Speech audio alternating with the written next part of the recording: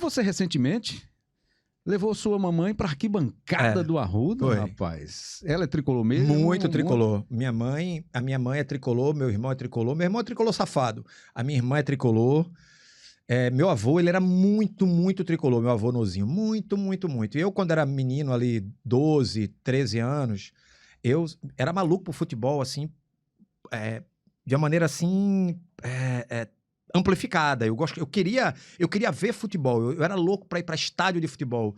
E meu pai, por trabalhar, meu pai era marchand. Marchand, não sei se todo mundo sabe o que é, não é marchand de arte. Meu pai criava gado em pequenas quantidades, né, para abater o gado e fornecer e abastecer mercados. E meu pai trabalhava muito à noite, que é quando acontecia Bom, esse era o termo que se usava na época, eu não sei se mudou, mas era a época da matança. A matança, o gado, ele era abatido à noite. No matadouro, né? No matadouro, hoje não, hoje é abatedouro, né? É o nome que chama. Eu acho que mudou o nome também, não sei.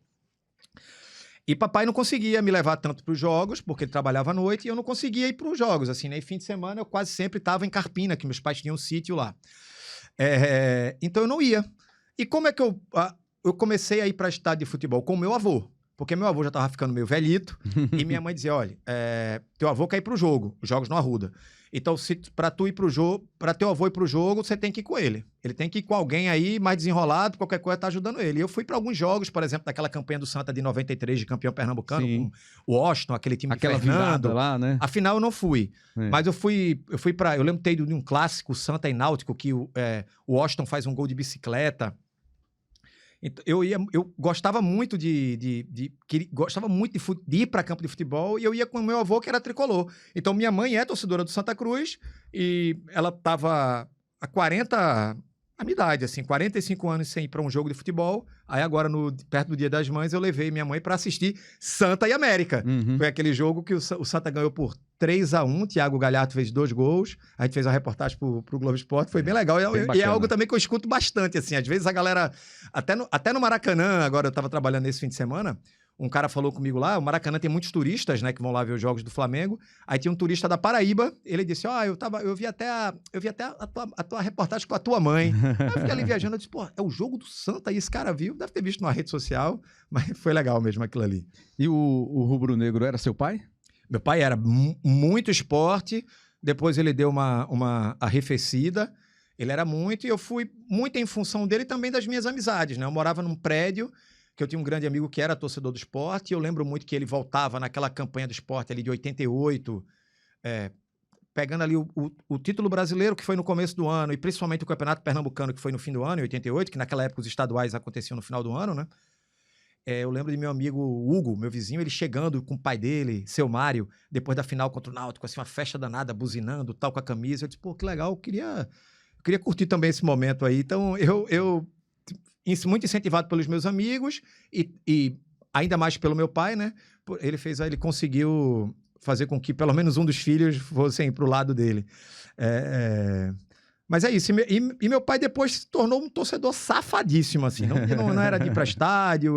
Hoje eu entendo ele, assim. Coisas que eu cobrava dele lá atrás. Dizer, pô, pai, vamos pro jogo. Ele, vou nada, vou ficar por aqui mesmo. Tá. Hoje, às vezes, o Gabriel fala, pai, bora pro jogo. Eu digo, vou nada, vamos ver aqui em casa. Vamos ver aqui, que é melhor. Pô, estacionar tarde pra caramba, voltar pra casa. Porque tem isso, né? Hoje em dia, para você... Pô, eu vou mesmo pro jogo, eu vou enfrentar isso, é trânsito, é estacionamento, é não sei o quê e tal, enfim. Mas, como eu não sou de ir a campo, né, pro futebol, para assistir, eu só vou mesmo quando eu tô trabalhando, então eu não passo mais por esses perrengues, né? Eu sempre gostei muito, Rembrandt. O jogo, para mim, ele sempre foi... por incrível que pareça, ele sempre foi... Quase sempre, né? Dependendo, lógico, tinham jogos de peso, assim, jogos caros, mas quase sempre ele era segundo plano. Eu sempre gostei muito de viver ali, de respirar o jogo grande. De qual forma? Eu sempre chegava cedo, eu amava ver o estádio encher. Eu fui torcedor aqui na época do Todos com a Nota, né? Daquele programa de incentivo do governo. Que os estádios ficavam quase todos, sempre todas lotados, as vezes sempre lotados. Lotado, sempre lotado. Brasileirão de 98, o Sport teve a segunda maior média de público do brasileiro. Que era um programa que você trocava notas fiscais pelo ingresso, então era sempre lotado. Clássicos aqui, Santa Cruz e Sport, no Arruda, 70 mil, 80 mil.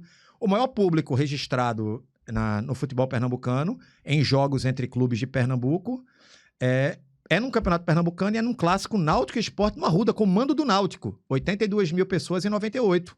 Mando do Náutico. O estádio tava meio a meio, mas tinha mais torcedores do Náutico naquele jogo do que do Sport. E era uma época maravilhosa em que o estádio as torcidas eram divididas só por um cavalete. O cavalete ficava um policial meio gordinho no meio ali, que não tinha trabalho nenhum. Às vezes ele levantava assim e dizia, para de xingar aqui, não sei o quê. E era dessa forma. Hoje, infelizmente, a gente bota espaços ali que caberiam 5, 6 mil torcedores para poder dividir as torcidas. Então, eu sempre gostei muito de ver o estádio encher, sabe? Aquela atmosfera.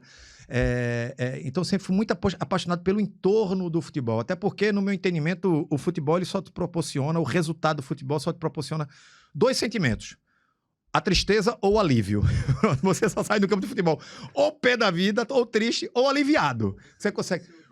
ou você sai aliviado. Pronto, você consegue... Não é um sentimento, não é felicidade, é alívio. É a única coisa que você se aproxima. Tiago, você tem 2 filhos, você já destacou aqui, né? Gabriel e Luca.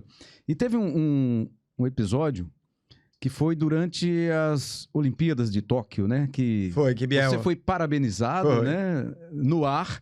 E aí entrou uma mensagem de Gabriel que lhe quebrou, né? Quebrou. Emocionalmente, ele deu uma... Porque eu estava há tanto tempo ali longe de casa, era época da pandemia, né? A gente teve que fazer um protocolo diferente para viajar para o Japão. A gente passou por uma quarentena lá de 14 dias dentro do hotel, sem sair do hotel. Então, eu fiquei 57 dias no Japão, foi isso? Foi. Eu estava muito tempo fora de casa e era um dia assim, emocionalmente pesado, porque era o aniversário de Gabriel, nós fazemos aniversário no mesmo dia. E estava longe de casa, com saudade dele e tal. E realmente eu fui pego de surpresa. Eu estava lá trabalhando, o fuso horário, né? 12 horas. Nós estávamos 12 horas à frente. Lá era madrugada no Japão, para estar à tarde aqui no Brasil. E eu lembro que foi o Rizek, foi André Rizek, estava Paulo Nunes, não lembro mais quem no Seleção. E eu não tinha retorno de vídeo, era só o retorno de áudio aqui. Então eu realmente fui pego, assim, quando escutei a mensagem dele. Foi bem emocionante. Mas hoje em dia, esquece. Gabriel não gravaria um vídeo daquele hoje pra mim. Gravou ali fofinho, mas hoje ele ia fazer no máximo. Aí, pai, valeu, tamo junto. Isso aí. Parabéns. E Dona Tati, como é que ela acompanha todo esse seu sucesso, essas coisas de você não estar muito em casa, de você estar viajando muito? A minha mulher, eu admiro demais ela porque ela é uma pessoa completamente distante do que eu faço. Ela não faz a mínima... Ela não tem ideia do que está acontecendo. Ao ponto que domingo, eu estava trabalhando no Rio e o jogo do Santa foi domingo, né, com o América. Aí ela mandou uma mensagem para mim. Eu tava onde, meu Deus? Não, o jogo foi sábado do Santa, né? Ou foi domingo? Não, domingo. Eu acho que eu tava no avião vindo pra cá. Aí ela mandou uma mensagem pé da vida pra mim. Pô, como é que pode? Dia de domingo, uma gritaria aqui no condomínio. Esse pessoal não tem respeito. Qual era a gritaria? O gol do Santa Cruz. Ela não fazia ideia do que tava acontecendo. Aí eu disse, tá tendo jogo? Ela tá tendo jogo? Eu disse, então ela não sabe o que tá. Quantos jogadores eu encontro no meio da rua assim? Eu não vou estar aqui citando não, mas jogadores conhecidos assim. Falam comigo, eu falo, sabe quem é esse? Ela, não. Não tenho ideia, não faço ideia. Ou então eu falo com alguém, aí chega alguém e pede pra tirar foto com aquele alguém. Ela fala, quem é esse cara aí? Ela fala, é jogador? Então, ela habita nesse mundo, nesse universo. Ela é uma pessoa... Acaba sendo bom isso, maravilhoso. Né? Faz o equilíbrio da balança, né, Thiago? Maravilhoso. Mas assim, Rembrandt, as pessoas às vezes acreditam, né? Quase tenho a certeza que a gente se alimenta de futebol, né? E não é dessa forma. Eu vejo muito pouco futebol na minha casa. Muito pouco. Até porque, como eu trabalho muito, estou muito tempo dentro da Globo, porque minha vida não é acabar o Globo Esporte e ir para casa, não. Tem muita coisa para fazer. Eu saí mais cedo para estar aqui hoje, porque é Rembrandt. Porque era para eu estar lá fazendo um serviço. Agradecer aqui mais uma vez, meu Thiago. Então, e eu levo muito trabalho para casa também. Eu sei que é algo que eu preciso tirar o pé, sobretudo agora, porque eu estou envolvido em tantas outras coisas, mas eu sou um privilegiado porque eu trabalho com... na realidade, eu me divirto e trabalho ao mesmo tempo. Eu faço aquilo que eu sempre sonhei, que eu gosto.